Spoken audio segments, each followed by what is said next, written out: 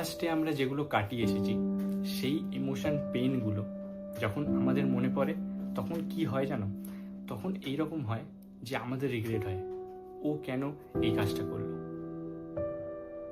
বা ও কেন এরকম আমার সঙ্গে করলো, বা আমি যদি এই কাজটা না করতাম তাহলে হয়তো আমি এই প্রবলেম ফেস করতাম না, তাই না?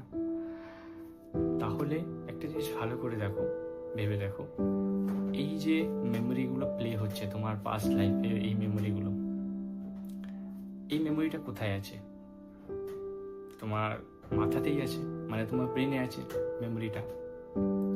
তাহলে এটা থেকে আমরা সলিউশন কিভাবে বের করি? আমরা যেভাবে বের করি, আমরা ভোলার চেষ্টা করি, তাই না? কিন্তু কথাটা হচ্ছে তুমি যতই ভোলার চেষ্টা করবে এই জিনিসটা হচ্ছে ততবারই তোমার মনে আসবে।